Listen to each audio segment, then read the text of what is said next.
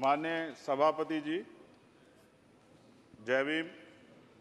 महामहिम राष्ट्रपति जी के अभिभाषण पर धन्यवाद प्रस्ताव पर बोलने को आपने मुझे अवसर दिया, इसके लिए मैं आपका आभारी हूं।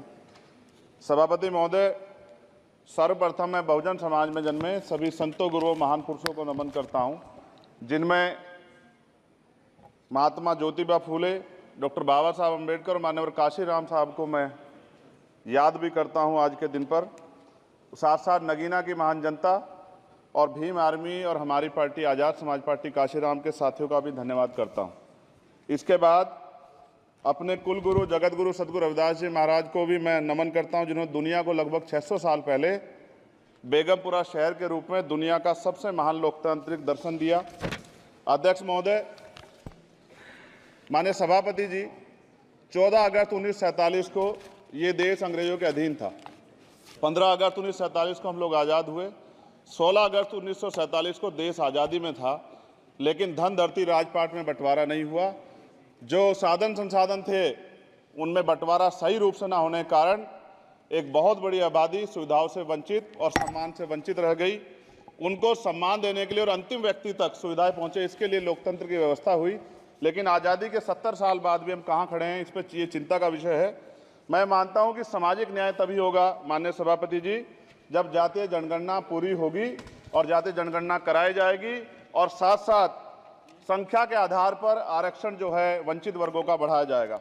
उसके साथ साथ जब राष्ट्रपति जी अभिभाषण पर बात रख रही थी तो उन्होंने शहरी और ग्रामीण क्षेत्रों के विकास की बात कही और ये भी कहा कि दुनिया में सबसे उत्तम शहर हमारे यहाँ बने। लेकिन माननीय सभापति जी, 70% आबादी तो गांव में निवास करती है, तो गांव की आबादी के बारे में भी सोचना होगा कि उनका जीवन कैसे बदले। माननीय सभापति जी, उच्च शैक्षणिक संस्थानों में बहुजन समाज के जो छात्र हैं उनके साथ कास्ट एट्रोसिटी हो रही है, निरंतर उनकी हत्या हो रही है।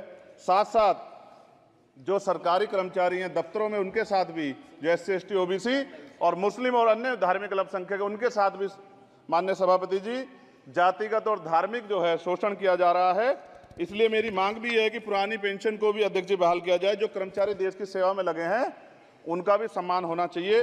साथ साथ सभापति जी, भाजपा ने चुनावी लाभ के लिए सबका साथ सबका विकास के नारे दिए जो खोखले हैं, क्योंकि 10 साल में दलित, पिछड़े, आदिवासी, मुस्लिम और अन्य धार्मिक अल्पसंख्यक जो अत्याचार हुए हैं वो किससे छिपे हुए नहीं हैं। ये गलत है, ये बंद होना चाहिए।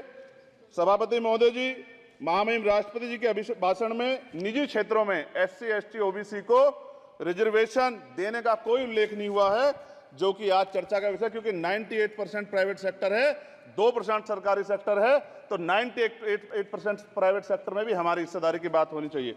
माननीय सभापति जी, आशा कार्यकर्ताओं, आंगनबाड़ी वर्करों, भोजन माताओं के वेतन वृद्धि पे भी कोई उल्लेख नहीं हुआ है, वो भी अभी नंगे, उन पर भी सोचना पड़ेगा। माननीय सभापति जी, जिस क्षेत्र से मैं चुन के आऊँ नगीना से, वो बहुत पिछड़ा क्षेत्र है। उस क्षेत्र में कोई विशेष आर्थिक पैकेज नहीं दिया गया, रोजगार की सेवाएं नहीं है, नौजवान पलायन करता है। IIT, IIM, एम्स, केंद्रीय विद्यालय आदि शिक्षा में और चिकित्सा संस्थानों के देश की सीमाओं में घुसपैठ कर रहा है। इसलिए अग्निवीर योजना को हटाकर पुनः सेना भर्ती शुरू की जाए और साथ साथ भारत की सबसे प्राचीन व बहादुर रेजिमेंट में से एक चमार रेजिमेंट को पुनः बहाल करा जाए, ऐसा भी मेरा आपसे आग्रह है। माननीय सभापति जी, पिछले सारे प्रधानमंत्रियों ने मिलकर जितना कर्ज लिया है उससे दुगना कर्ज हमारे वर्तमान के प्रधानमंत्री जी ने लिया है। किसान अगर अपना कर्ज माफ कराने के लिए जाता है तो लाठी झेलनी पड़ती है, जबकि सरकार ने धन्ना सेठों का 15 लाख करोड़ रुपए माफ किया है। इस ओर हमें ध्यान देना पड़ेगा, हमारी आने वाली पीढ़ियों को ये कर्ज चुकाना पड़ेगा। माननीय सभापति महोदय जी, किसानों को MSP की लीगल गारंटी तथा किसानों का कर्ज माफ होना चाहिए। साथ साथ 2 अप्रैल 2018 को SC ST के बच्चों पे बहुत बड़े पैमाने पे मुकदमे लगे थे। वो हमारी लड़ाई सही थी, ये सुप्रीम कोर्ट ने माना और बाद में सरकार ने माना, वो मुकदमे तुरंत वापस होने चाहिए।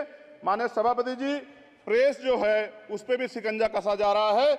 जो पत्रकार सरकार के खिलाफ बोलता है नौकरी से हाथ धोना पड़ता है, और सोशल मीडिया हमारा हथियार है, उस पर तरह तरह के प्रतिबंध लगाए जा रहे हैं और विरोध करने वालों को सोशल मीडिया हैंडल भी सस्पेंड करा दिए जा रहे हैं।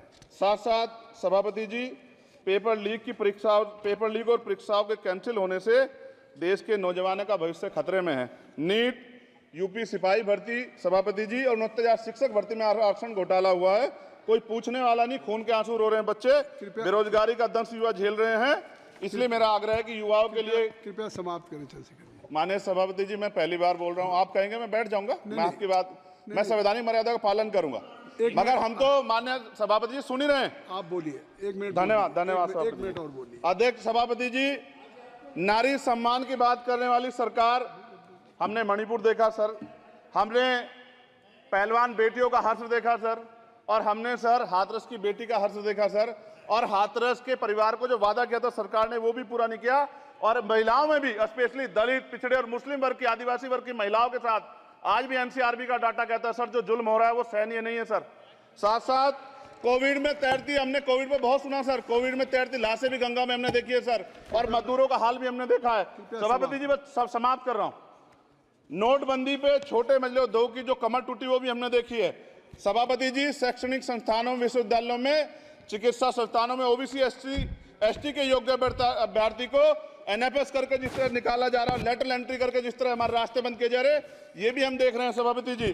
साथ साथ मेरा ये कहना है सर, ये सबका इशू है कि प्राइवेट कर्मचारी सर और सरकारी भी कई जगह पे 8 से ज्यादा घंटों से काम करते हैं, और उनको जब सर उचित वेतन भी नहीं मिलता, तो न्यूनतम वेतन 20,000 रुपए तय हो और 24 घंटे की ड्यूटी। उदाहरण के तौर पे यूपी पुलिस सर बहुत पूरा काम करते हैं वो लोग। वो राज्य के विषय हैं, आप सर मैं आपके राज्य सरकार के लिए भी आपके संज्ञान में डाल रहा हूँ विषय सर। पुलिस सब जगह है सर, लेकिन सवाल ये है सर, बहुत पसीना बातें हैं, 8 घंटे की ड्यूटी और वेतन विसंगति, बोर्डर स्कीम से उनको जो है बाहर किया जाए। माननीय सभापति जी, 1 मिनट चाहिए सभापति जी। राष्ट्रपति जी ने धर्म के बारे में बात की थी। राम मंदिर से पहले हमारे गुरुघर तुगलकाबाद का फैसला आया था राष्ट्रपति जी, वो सभापति जी अभी तक दिल्ली में स्थित सदगुरु रविदास जी महाराज का गुरुघर नहीं बना। साथ साथ सभापति जी, अपनी बात को खत्म करते हुए मैं आपसे कहना चाहता हूं कि जितना देश दूसरों का है सर, इतना हमारा भी है। हम मरने के लिए पैदा नहीं हुए, जो चाहता है हमारी हत्या कर देता है।